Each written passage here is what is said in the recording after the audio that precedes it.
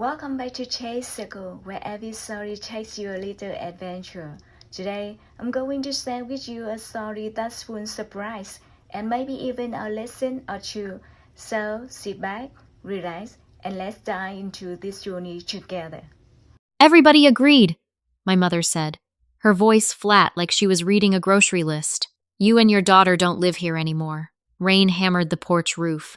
Emma stood behind me, soaked to the knees, shivering so hard her teeth clicked. I looked past my mother's shoulder and saw my sister Rachel's minivan in the driveway. Lights on, warmth inside, my kid outside.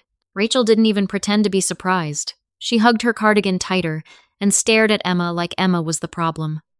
I asked, where was she supposed to go? My mother's eyes slid away. It was for the best, Emma whispered. Mom, I can't feel my hands. And that's when I understood. They were willing to let my child lose everything. I didn't raise my voice. I didn't cry. I just heard something in my own chest snap into place. I said, open the door. My mother didn't move. Laura, don't make this ugly. We're doing this for family. Rachel added. For Emma, too. She needs stability.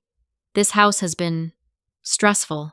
I took off my jacket and wrapped it around Emma anyway, like fabric could fix betrayal. And then my mother said the part that still makes me nauseous. You're a nurse. You can handle a little discomfort.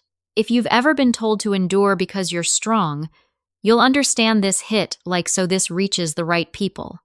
I turned Emma around, walked her back to my car, and buckled her in with fingers that didn't feel like mine. I didn't slam the door. I didn't threaten anyone. I just drove. The whole way, Emma kept asking the same question in different forms. Did I do something wrong? Are we in trouble? Are we going to Grandma's? Is Grandma mad at me? I kept my eyes on the road. My voice stayed even. No, none of this is your fault. Inside, I was replaying one detail I couldn't let go of. The lock. The knob was new, brass, shiny, and wrong against the old white door. Someone had planned this.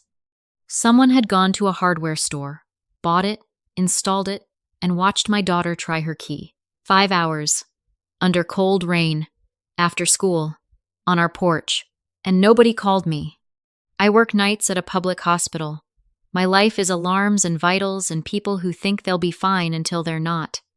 I've seen children come in with hypothermia because adults decided it was complicated. I've held hands and counted breaths and kept my face calm so someone else didn't panic. That night, I did the same thing for Emma in the back seat. I drove to the hospital parking lot because it was the only place with bright lights and security and a heating vent strong enough to thaw her fingers fast. I sat with her in the car, engine running, and rubbed her hands between mine until the color came back. She finally said, small, but that's our house. I answered, I know. I didn't tell her what I was thinking yet, because I wasn't sure, not completely. My father had died 3 weeks earlier. The last year, he'd tap my wrist when I tried to talk about later and say, handle it now, kiddo. After my husband died years ago, Emma and I moved back in to help. It made sense. Dad needed care. Mom needed help. I needed a roof that didn't remind me of my husband's empty chair. We made it work, or I thought we did. The day after the funeral, my mother started rearranging things. Not furniture people. Rachel stopped by with her husband and kids. Then they started leaving their stuff. Then their laundry. Then their mail. I'd come home from a night shift and find Rachel's kids eating cereal at our kitchen table. My daughter's bowl missing. I'd find Emma's homework moved off the counter so my mother could lay out coupons. Small things. Quiet invasions. When I mentioned it, my mother would sigh like I was exhausting. It's family, Laura. Don't be selfish. Rachel would smile and say, we're helping Mom. You're always at work. The odd thing was how quickly they acted like the house belonged to them, not ours. Theirs. Even before the lockout, there were signs. A new set of curtains in the living room I didn't buy. A box of house documents on the dining table with my father's handwriting on the front, then gone when I asked about it. My mother suddenly insisting she needed my signature on something for the mortgage, even though the house had been paid off for years. The first time I felt that cold itch of warning, it was over a key. I came home at 7 a.m. from a double shift and found my mother standing by the back door, holding a little pile of keys. "Where did you get those?" I asked. She smiled too fast. "I'm organizing." One key in the pile was the spare to my car, the one I kept hidden. I took it back without speaking. She watched me like she was measuring my reaction. That night, after Emma was locked out, I got her a blanket from the ER supply closet, bought her hot chocolate from the vending machine, and sat with her until her breathing slowed. Then I made one phone call, not to my mother, not to Rachel, to the number on the business card my father had slipped into my hand the week before he died. A lawyer's card. No explanation. Just his shaky handwriting on the back. "If anything gets weird." The receptionist answered. I said, "My name is Laura Mitchell. My father was Daniel Mitchell." There was a pause, the sound of typing, and then her tone changed. "Miss Mitchell, are you safe right now?" My throat tightened. "Why would you ask that?"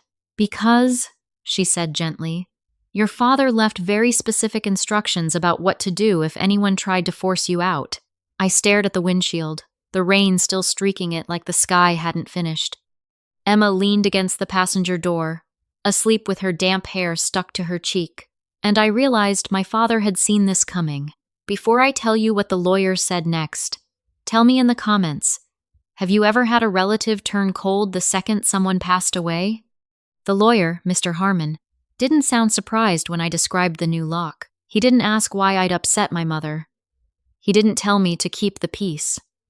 He asked for facts. "What time did your daughter get home? How long was she outside? Do you have messages from your mother or sister? Do you have proof you live there?" I answered, short, clear, like I was giving report at shift change. Then he said, "Your father placed the home into a trust." I gripped the steering wheel. "What do you mean, a trust?" "It's called the Mitchell Family Trust," he said.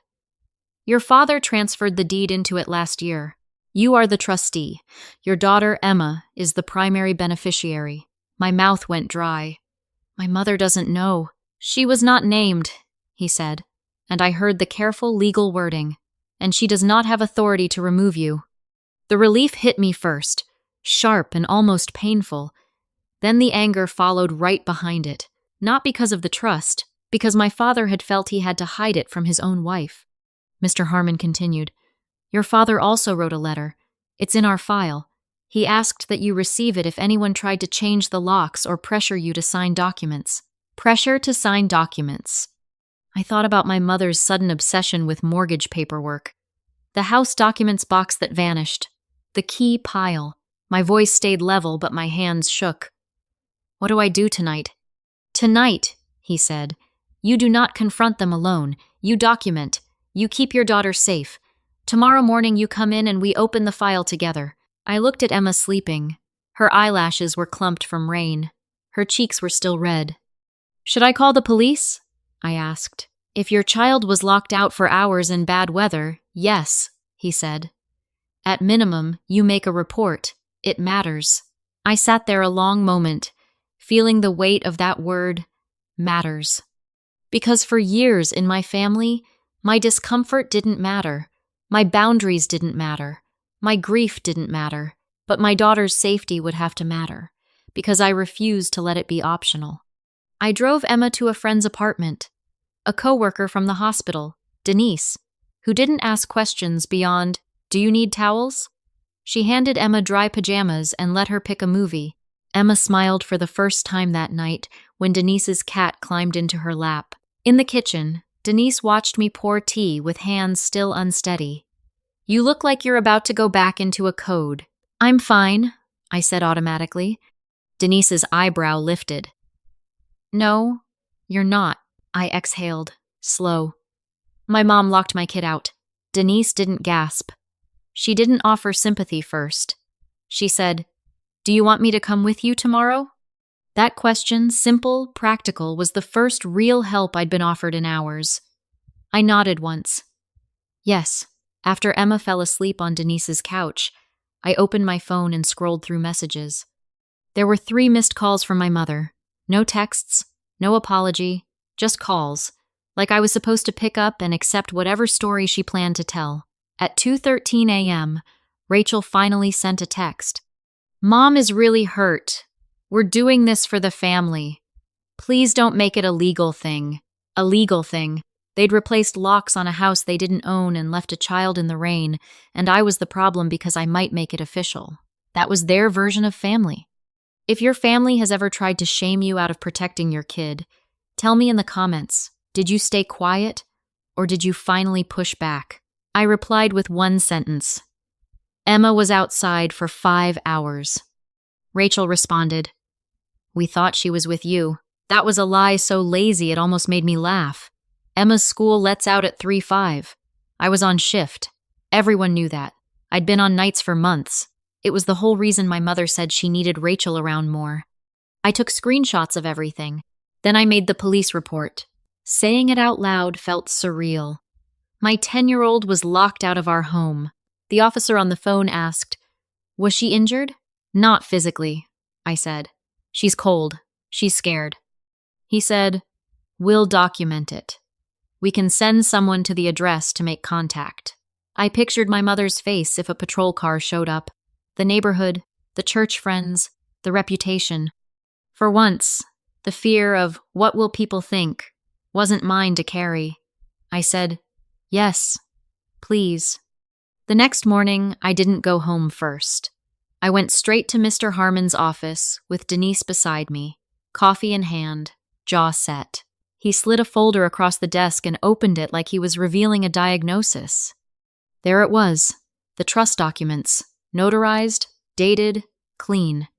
The deed transfer. My name, Emma's name, my father's signature at the bottom, steady even though he'd been sick. Mr. Harmon said, Your mother may argue she has a right to live there as the surviving spouse, but the house is not in the estate. It was placed in trust. That's why your father did it before he died. Because he didn't trust her, I said, and it came out colder than I intended. Mr. Harmon didn't flinch. Because he wanted to protect you and your child. He pulled out an envelope. This is the letter. I stared at my father's handwriting. The same blocky letters he used on lunch notes when I was a kid. My throat burned.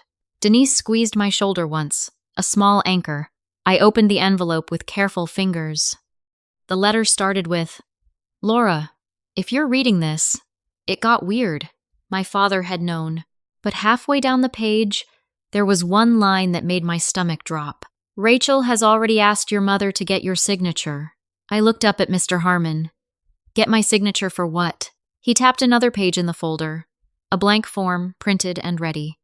A quitclaim deed. My mother hadn't been organizing keys. She'd been preparing to steal my daughter's future. If you're still here, subscribe. Not because you have to, but because stories like this don't get told until someone refuses to stay quiet. By the time I walked out of that office, I had no idea they'd already tried to move the house without me. I didn't drive back to the house right away. I asked Mr. Harmon, what's the fastest way to stop them from doing anything else? He said, we lock it down, we put them on notice, and we document every violation. He explained it like a nurse explaining medication. Dose, timing, side effects. No emotion, just steps that protected my kid, Emma. We started with the paper trail. He asked me for my father's death certificate, my ID, Emma's birth certificate. I had them, because I'm the kind of person who keeps folders. Because after my husband died, I learned that grief doesn't pause deadlines. Then he asked, did your mother have access to your father's mail? I pictured the kitchen counter where mail always landed, the way my mother hovered over it, the vanished house documents box, the sudden curtains, the new lock, the key pile. Yes, I said, she lives there. Mr. Harmon nodded. Then it's possible she knows more than she's saying. We left his office with copies, instructions, and a plan. Denise drove behind me in case my mother tried anything when I arrived. When we pulled up, Rachel's minivan was there. The new brass lock gleamed like a warning. I didn't try my key. I didn't want to give them the satisfaction of watching me fail again. I walked to the front door and knocked. Rachel opened it, not my mother. In my family, Mom always answered the door. Rachel's eyes flicked to Denise's car. Who's that? A friend, I said. Rachel stepped out onto the porch, blocking the doorway with her body. Laura, we talked about this. Mom is upset. The kids are inside. Can we not do this right now? Where's Emma's stuff? I asked. Rachel blinked. What? My daughter's clothes, her school things, her medication for allergies. Where is it? Rachel's jaw tightened. We packed some things in boxes. It's in the garage. You packed her things, I repeated, keeping my voice flat. Rachel lifted her chin. We had to. For the transition. Like Emma was a tenant. Like my child was being processed out of her own home. Rachel tried a softer voice. Laura, you're exhausted. You work nights. You're emotional because Dad died. Let Mom handle the house. Let me handle the kids. It'll be better for Emma. She can have cousins around. She can have a real family. A real family. As if Emma and I weren't one. As if my husband dying had made us temporary. I looked past Rachel into the hallway. Emma's pink backpack, her spare one, was on the floor by the stairs. But the straps were cut. That tiny, pointless cruelty hit me harder than the lock. Because it wasn't about family. It was about erasing. I pointed. Why is her backpack like that? Rachel's eyes darted. One of the boys. Don't, I said quietly. Just don't. My mother appeared behind Rachel, face tight. Laura, you brought people. I held up the folder. I brought paperwork. My mother's eyes narrowed at the folder like it was a weapon. What is that? I didn't answer her question. I asked mine. Why did you change the locks? My mother's mouth pressed into a thin line. Because we needed boundaries. You locked out a child, I said. My mother's gaze flicked to Rachel like they were checking their script. Then she said, Emma should have called. Children need to learn responsibility. I felt my pulse in my throat. I kept my voice steady. She did call. My phone was on silent because I was in a patient room. You know that. My mother's expression didn't change. Then maybe you shouldn't work nights. There it was. The guilt. The obligation. The way they twisted my job into a character flaw. I said, I'm not discussing my schedule. I'm here to get my daughter's things. My mother stepped forward. Laura, don't embarrass us. The neighbors are watching. I nodded once. Good. Rachel tried again, softer. Mom didn't mean to leave her out that long. We thought she was with you. I pulled out my phone and showed the timestamps of Emma calling my mother again and again, starting minutes after school let out. Rachel's face tightened. My mother's eyes flashed. I didn't show them the trust documents yet. I wanted them to keep talking. People reveal more when they think they're still in control. My mother said, Laura, your father is gone. This isn't about paper. This is about family. Rachel needs a place. Her kids need stability. You can rent somewhere. You're capable. You always land on your feet. Like that was a compliment. Like being resilient meant I deserved less. I asked, Did you try to get me to sign a quitclaim deed? Rachel flinched. My mother didn't. She just said, You wouldn't understand. I took a breath. Try me. My mother's voice dropped. Your father would have wanted the house to stay with the family, not just you. Rachel whispered, Mom, and my mother said the most revealing thing she could have said. We haven't done anything yet. Yet. If that one word made you nervous, drop a comment. What would you do if your own family said not yet, like they were counting down? So I smiled, small and tired. That's good, because now you won't. I left without Emma's boxes. I left because I wanted the next move to be legal, not loud. As I walked back to my car, my mother called after me. If you do this, you'll break this family. I didn't turn around. You broke it yesterday. Halfway down the street, my phone buzzed with a notification from the county records website. A new filing had been attempted that morning. In my father's name, someone was trying to move the deed, and they'd started before I even knocked. My hands were shaking as I called Mr. Harmon, because I finally understood this wasn't a fight in the living room. It was a fight on paper. Mr. Harmon told me not to touch the filing myself. Let us handle it, he said. You keep your daughter safe. So I did two things at once. I protected Emma, and I watched my mother. That afternoon, before any court date or letter could matter, I took Emma to urgent care, not because she was in danger anymore, but because I needed her chart to say the truth out loud. The doctor noted cold exposure and anxiety. Nothing life-threatening, still real. Emma sat on the exam table swinging her legs and pretending she wasn't shaking. On the way out, a nurse handed me a printed after-visit summary. Keep this, she said quietly. I did. I kept everything because I'd learned something overnight. In a family like mine, the person who has the paperwork is the person who gets believed. That afternoon, Emma stayed at Denise's with a puzzle and the cat. I sat at Denise's kitchen table with my laptop open, refreshing the county records page like it was a heart monitor. The attempted filing showed up as rejected signature mismatch. Signature mismatch. That meant someone had signed my father's name. That meant it wasn't just entitlement, it was fraud. I stared at the screen until my eyes burned. Then I called Mr. Harmon. He sighed like a man who'd seen this movie too many times. We'll file an affidavit and a notice of trust. We'll also request the recorder's office flag the property. Do we have proof who submitted it? I asked. Not yet, he said, but we can subpoena if needed. The next wrong detail came from somewhere I didn't expect. My mother's church friend, Mrs. Caldwell. She called me that evening, sweet as syrup. Honey, your mother is beside herself. She says you're taking the house from her. I held the phone away from my ear for a second, just to breathe. I said, My mother locked my daughter out in the rain. There was a pause. Then Mrs. Caldwell said, Well, I'm sure there were misunderstandings. Your mother is from a different generation. She believes in keeping things together. Keeping things together, meaning keeping me quiet. I said, Did she tell you she tried to file something in my father's name? Mrs. Caldwell inhaled sharply. Laura, accusations tear people apart. So does leaving a child outside? I said. When I hung up, Denise said, They're running a smear campaign. I nodded. They always do. It's how they keep control. That night, Emma asked if she could call Grandma to say sorry. I looked at her, my chest tightening. Sorry for what? Emma shrugged, small, for making her mad. I sat beside her on the couch. Emma, listen to me. Adults are responsible for adult feelings. You didn't make Grandma do anything. She made choices. Emma's eyes filled. But she said I'm old enough to know better. I swallowed the rage and kept my voice calm.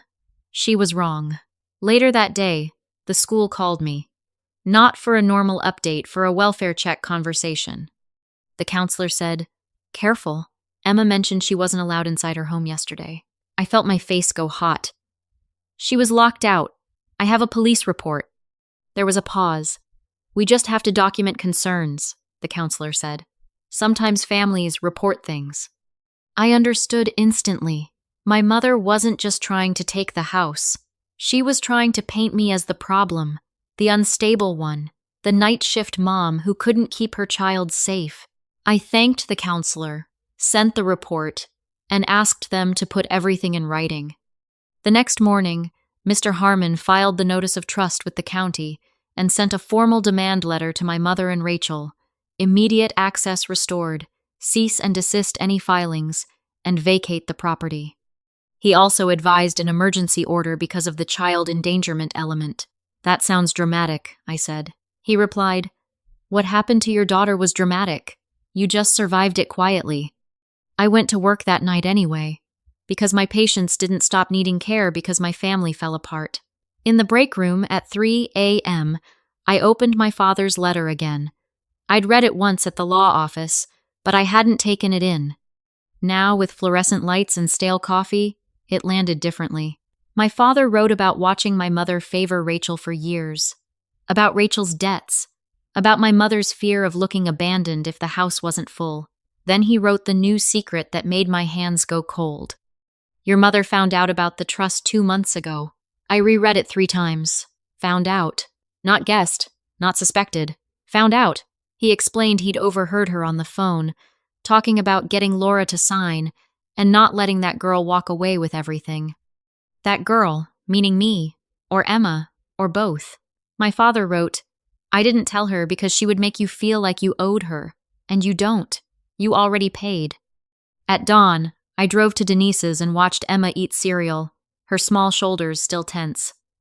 She kept glancing at the door like she expected it to be taken away again. That's when I made a choice I'd avoided for years. I would stop explaining myself to people who benefited from my silence. Mr. Harmon called at noon. They received the letter, he said. Your mother called my office. She's demanding a meeting. Of course she is, I said. He added, Rachel is claiming she has tenant rights because she's been living there. I laughed once, humorless. She started living there the minute my father died. Exactly, he said. And there's another issue. Your mother told my receptionist she has paperwork proving your father promised the house to Rachel. My stomach turned. That's not true. I know, he said, but she's willing to say it is.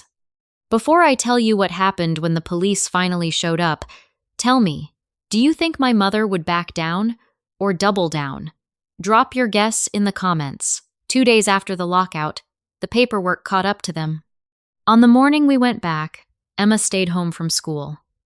She sat at Denise's kitchen table coloring, asking every few minutes, Are we going back today? I kept my voice steady. Yes. Denise offered to keep her there until it was done, but Emma shook her head. I want to see. So we drove together, Emma in the back seat with her stuffed rabbit, Denise following behind again. A patrol car was parked at the curb. 2 officers stood beside it with calm faces. Mr. Harmon met us on the sidewalk, folder under his arm. You okay? He asked. I'm functional, I said. We walked up to the porch. The brass lock was still there. The officer knocked. Ma'am, we're here for a civil standby. My mother opened the door. She'd dressed like she was going to church. Hair done. Lipstick. The performance. Her eyes landed on Emma and softened for half a second, then hardened again when she saw the lawyer. Laura, she said, like I was late to dinner. You didn't have to do this. Rachel appeared behind her, arms full of a laundry basket, as if she was already moving but wanted it to look voluntary. The officer held up a paper. Ma'am, this property is held in trust. The trustee is Miss Laura Mitchell. You and the other occupants have been served notice to vacate. My mother's face went pale. This is my home, she insisted. I'm the widow. Mr. Harmon answered calmly. The house is held in trust. Miss Mitchell is the trustee. Emma is the beneficiary. Rachel tried. This is what's best for Emma. Laura works nights. I said, You left her outside. My mother turned to Emma. Sweetheart, come here. Tell them you want to stay with Grandma. Emma didn't move. My mother's voice sharpened. Emma, don't be rude. I felt heat rise in my chest, but I kept my tone flat. Don't put her in the middle. My mother snapped. I'm her grandmother, and I'm her mother, I said. And you lost the right to use her feelings as leverage. The officer cleared his throat. Ma'am, you'll need to gather your belongings and leave the property. If you refuse, you may be trespassed. My mother looked at me, eyes wet now. Laura, after everything I've done for you. There it was, the debt, the invoice, the lifelong bill she expected me to pay with obedience. I nodded once. You did a lot, and then you locked my child out. Rachel started crying, loud, dramatic, the kind of crying meant for witnesses. We're family, she sobbed. How can you do this? I didn't answer her. I watched Emma instead. Emma's chin was up. Her shoulders were shaking, but she stayed standing behind me, close enough that I could feel her breathing. Mr. Harmon handed the officer a second document. Also, we have a police report regarding the lockout and child endangerment. Any further harassment will be pursued. My mother's lips trembled.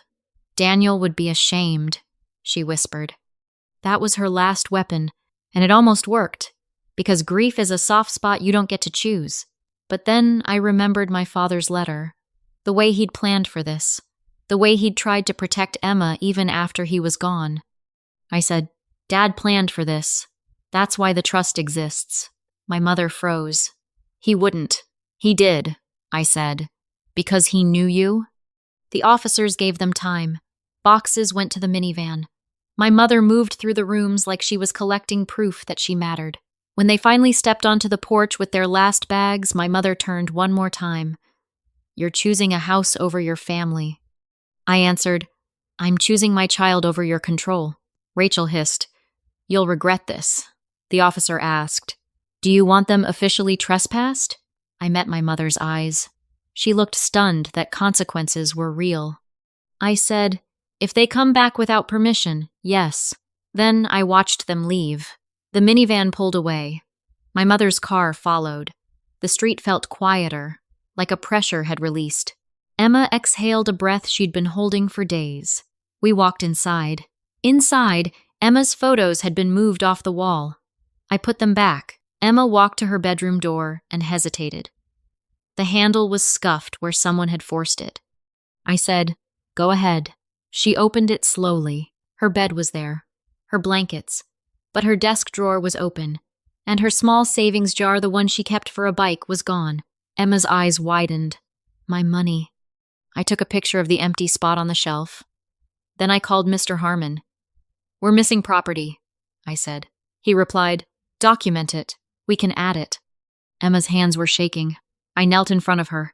Listen, I said. We'll handle it. They don't get to make you feel small. Emma swallowed. Are they going to come back? I shook my head. Not inside. Not ever again. That night, I changed the locks again. Not out of spite, out of safety. I blocked numbers. I updated the school's pickup list. When Emma finally fell asleep in her own bed, she didn't curl up tight like she had at Denise's. She spread out, taking up space. I sat on the edge of her bed and read my father's letter one last time. At the bottom, he'd written, Dignity is not something you ask for. It's something you claim. If you had to choose between keeping the peace and protecting your child, what would you do? I'm asking honestly comment, because I want to know where you draw the line. A week later, Rachel returned Emma's savings jar after Mr. Harmon demanded it in writing.